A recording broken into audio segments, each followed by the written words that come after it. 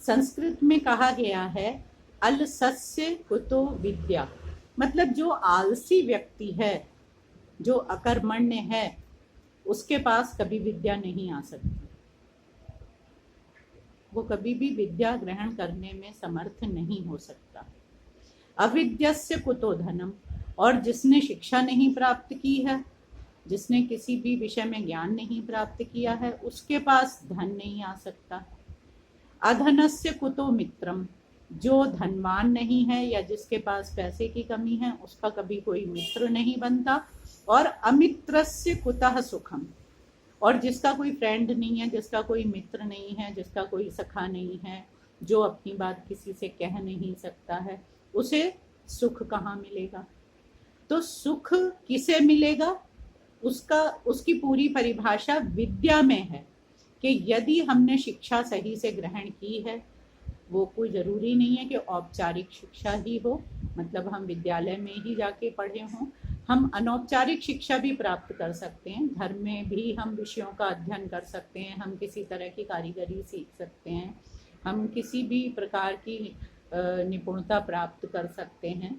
जैसे बहुत से लोग हैं कि यदि ब्लाइंड हैं, यदि उन्हें आंखों से दिखाई नहीं देता, लेकिन उन्होंने गाना सीख लिया है, अब वो गाना गा के ही, सिखाकर ही, हारमोनियम बजाकर, मंदिर में कीर्तन करके वो किसी भी तरह से पैसा कमा लेते हैं। मतलब उनकी आजीविका का एक साधन उनका ज्ञान का भंडार है।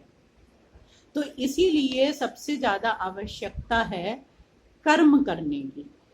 जो अकर्मण्य होता है, जो आलसी नहीं है, जो आलसी है, वो कभी भी विद्या नहीं प्राप्त कर सकता। इसीलिए कर्म की परिभाषा बताई गई है कि कर्म करते रहना है हमें। किस क्षेत्र में कर्म करना है, किस और अपने कर्म को लगाना है, उस चीज पे हमें सदैव ध्यान रखना है। क्योंकि संस्कृत में ही एक जगह कहा गया है, उद्यमेन ही सिद्ध्यन्ति कार्याणि न मनोरथैहि, मतलब उद्यम से ही कार्य सिद्ध होते हैं, केवल इच्छा मात्र करने से ही कार्य नहीं सिद्ध होते। यदि हम ये कल्पना करते रहें, दिवा स्वप्न, दिन में बैठ के सपने देखते रहें कि हम ये कर लेंगे, वो कर लेंगे, लेकिन हम काम कोई नहीं करते, किसी भी तरह ना पढ़ाई कर रहे हैं, ना अभ्यास कर रहे हैं, ना योग कर रहे हैं, ना किसी भी चीज़ में ध्यान लगा रहे हैं, तो क्या होगा कि हम समय को व्यर्थ गंवा रहे हैं।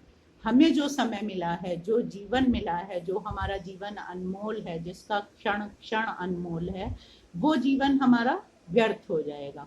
तो इसके लिए हमें क्या करना है, उद्यम करना है, परिश्रम करना है। इसी की आगे की लाइन है, नहीं सुप्तस्य सिंहस्य प्रविशन्ति मुखे मृगाः, मतलब सोते हुए सिंह के मुख में कभी भी हिरन अपने आप नहीं चला जाता भोजन के लिए।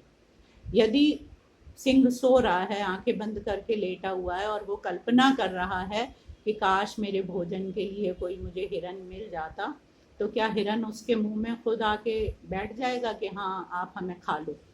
उसके लिए उसे परिश्रम करना पड़ेगा, उसके लिए उसे जंगल में जाना पड़ेगा, वहां अपने शिकार को देखना पड़ेगा।